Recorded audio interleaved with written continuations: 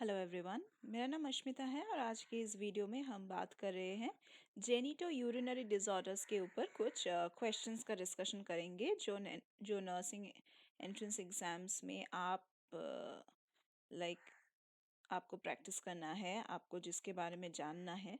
तो इसी तरह के क्वेश्चंस आते हैं mostly from the genito urinary disorder part. And यहाँ पे हम कुछ मल्टीपल चॉइस क्वेश्चन सॉल्व करेंगे। तो अगर आपको ऐसे ही क्वेश्चन सॉल्व करने हैं, लाइव सेशंस चाहिए और रिकॉर्डेड सेशंस का पोर्टल एक्सेस चाहिए, देन आप हमारे क्लासेस में ज्वाइन कर सकते हैं। कोई भी एंट्रेंस एग्जाम्स हो, कोई भी गवर्नमेंट जॉब का आप प्रिपरेशन करे हो, उसके लिए आप हमारे क्लासेस में ज्वाइन कर सकते हो। नीचे दिए गए डिस्क्रिप्शन बॉक्स में आपको सभी डिटेल्स मिल जाएगा। Coming back to the discussion of the question, चलिए देखते हैं फर्स्ट क्वेश्चन क्या है। The bladder capacity of a 3-year old is approximately how much. तो ये जो फर्स्ट ऑप्शन है, the capacity of the bladder in fluid ounces can be estimated by adding 2 to the child's age in years. तो ये तो गलत हो गया। Second, the capacity of the bladder, as I have already told, in fluid ounces can be estimated by adding 2 to the child's age in years. तो ये भी गलत है। थर्ड भी वही सेम बात हो रहा है, ये भी गलत है। फोर्थ यहाँ पे ठीक होगा क्योंकि the capacity of the bladder in fluid ounces can be estimated by adding 2 to the child's age in years. तो यहाँ पे 3 था +2 करके हमें 5 मिल रहा है, तो ये ठीक है। नेक्स्ट है, the nurse is caring for a 4-year-old who weighs 15 kg. At the end of a 10-hour period, the nurse notes that the urine output is to be 150 ml. What action does the nurse take? तो यहाँ पे कुछ points दिया गया है जो जिसे हम देख सकते हैं कि कौन सा करेक्ट है, कौन सा रॉन्ग है। फर्स्ट है, notifies the health care provider because this urine output is too लो।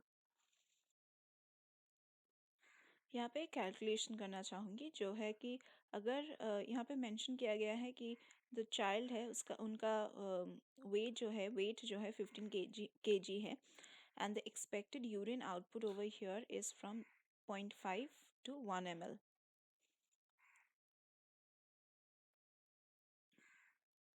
तो इसका मतलब है 15 ml हम कह सकते हैं, ठीक है। नहीं, 15 ml नहीं, this means that 0.5 into 15 kg is equal to 7.5 ml. तो ये हम ऐसे भी कह सकते हैं कि 1 ml into 15 kg is equal to 15 ml. तो इसका मतलब है कि 7.5 minus 15 ml per hour into 10 hours is equal to 75 to 150 ml of urine for the 10-hour period. Therefore, the output is not too low. तो इसीलिए हम कह सकते हैं कि ये जो पॉइंट है ना, ये गलत है। Second point, encourages the child to increase oral intake to increase the urine output. तो देखिए यूरिन आउटपुट तो वैसे भी यही आ रहा है, तो ये भी नहीं जाएगा।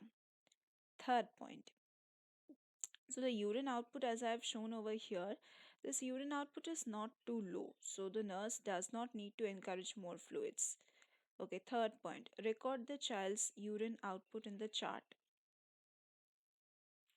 Now, recording the child's urine output in the chart is the appropriate action because the urine output is within the expected range of 0.5 to 1 ml, or 75 to 150 ml. तो for the 10-hour period. So definitely यही सही है, ठीक है, यही सही है। तो records the child's urine output in the chart.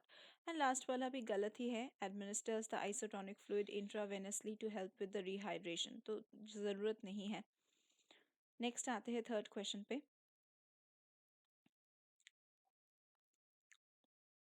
A child had a urinary tract infection, that is UTI, 3 months ago and was treated with an oral antibiotic. A follow-up urinalysis revealed the normal results. The child has had no other problems until this visit when the child was diagnosed with another UTI. Which is the most appropriate plan? तो यहाँ पे सबसे अच्छा appropriate plan कौन सा है इस problem के लिए? ओके, यहाँ पे जो फर्स्ट पॉइंट है वो है ऑब्टेन यूरिनालिसिस एंड यूरिन कल्चर। तो फर्स्ट जो पॉइंट है, urinalysis and urine culture are routinely used to diagnose UTIs. Then VCUG is used to like determine the extent of urinary tract involvement when a renal ultrasound shows scarring or possible reflux. So if the child has a UTI, then like related to bubble baths or constipation or wiping back to front, a VCUG would not be ordered. तो ये आप कह सकते हैं कि ये सबसे अच्छा प्लान हो सकता है, appropriate plan. Next है evaluate for renal failure. Now there are no data to suggest that renal failure should be evaluated, तो ये नहीं होगा. Next है admit to the pediatric unit. तो a UTI is usually treated with oral antibiotics at home only and does not like routinely require admission to the hospital. तो इसके लिए ये भी गलत ही हो गया. Next है send home on antibiotic. A second UTI requires more extensive evaluation and diagnostic testing. तो obviously ये तो नहीं होगा. Next है schedule a VCUG. Now, if a child has a UTI related to bubble baths, constipation or wiping back to front, a VCUG would not be ordered. तो ये भी गलत ही है. तो हमारा जो करेक्ट आंसर था वो तो हमने ऑलरेडी डिस्कस कर लिए हैं, obtain urinalysis and urine culture. आते हैं नेक्स्ट क्वेश्चन पे. Which should the nurse teach a group of girls and parents about the importance of preventing urinary tract infections or UTIs?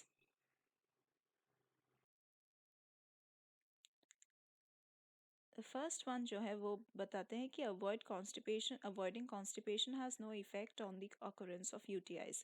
तो ये जो इंक्रीज्ड प्रेशर है associated with evacuating the hardened stool can result in the backflow of urine into the bladder leading to like infection. तो ये उतना ज़्यादा important तो नहीं है जो नर्स एक ग्रुप ऑफ गर्ल्स को या फिर पेरेंट्स को सिखाएंगे. Next, after urinating, always wipe from back to front to prevent the fecal contamination. Now, to prevent like infection, a female child should wipe from front to back. तो ये भी उतना अच्छा guidance नहीं है. Third है hygiene is an important preventive measure and can be accomplished with frequent tub baths. So tub baths are not at all recommended because they may cause irritation of the urethra leading to infection. तो ये भी अच्छी चीज़ नहीं है. Lastly है increasing the fluids will help prevent and treat the UTIs. Now increasing the fluids will help to flush the bladder of any organism. So encourage urination and prevent stasis of the urine. तो ये एक अच्छा recommendation हो सकता है nurse की तरफ से to the girls and the parents. आते हैं नेक्स्ट क्वेश्चन पे जो आज के लिए लास्ट क्वेश्चन रहेगा आज की क्लास के लिए. विच child does not need a urinalysis to evaluate for a urinary tract infection, that is UTI. चलिए देखते हैं. A 4-month-old female presenting with a 2-day history of fussiness and poor appetite, current vital signs including axillary temperature of 100.8 degree Fahrenheit, heart rate 120 beats per minute. तो fussiness and a lack of appetite जो है that can indicate a UTI. Signs of infection such as fever, increased heart rate should be evaluated to determine whether an infection exists or not. तो ये ये उतना भी ज़्यादा नहीं जा रहा है क्वेश्चन के आंसर्स के हिसाब से. Next है a 4-year-old female who states it hurts when I pee. She has been urinating every 30 minutes. Vital signs are within normal range. तो ये कौन से signs हैं? Okay, frequency and urgency are classic signs of a UTI. तो does not need a urinalysis बताना है हमें. तो ये तो साइन हो गया, तो ये नहीं होगा क्वेश्चन का answer. Next, an 8-year-old male presenting with a finger laceration. Mother states he had surgical reimplantation of his uterus. ureters 2 years ago. So although this child who is being talked about in option 3 has had a history of urinary infections, but the child is currently not displaying any kind of signs and therefore does not need a urinalysis at this time. So ये सही है जो जिस condition को हम देख सकते हैं कि does not need a urinalysis. Okay, next last point को भी एक बार चेक कर लेते हैं. 12-year-old female complaining of pain of to her lower right back. She denies any burning of frequency at this time. Oral temperature 101.5 degree Fahrenheit. Now, a pain in the lower right back can indicate infection of the upper urinary tract. Although the child currently denies any kind of burning or frequency, but the child currently has a fever coupled with flank pain which needs evaluation. तो ये भी नहीं जाएगा question के साथ. तो यही है आज के क्लास के लिए. अगर आपको कोई भी डिटेल्स चाहिए, किसी भी एग्ज़ाम्स के लिए आप प्रिपेयर कर रहे हो तो उसके लिए कोई भी डिटेल्स चाहिए तो नीचे दिए गए डिस्क्रिप्शन बॉक्स में आप चेक कर सकते हैं. एंड इसके अलावा अगर आपको लाइव लेक्चर्स चाहिए, अगर आपको रिकॉर्डेड लेक्चर्स की पोर्टल एक्सेस चाहिए, dark clearing sessions and mock test facilities, study materials, then you can just join our classes. For that नीचे दिए गए डिस्क्रिप्शन बॉक्स में जाके चेक कीजिए, वहाँ पे सभी डिटेल्स दिया गया है. And if you have any queries you can post down your comments below in the comment box. Thank you for being with me till the end. चलिए मिलते हैं अगले वीडियोज़ में.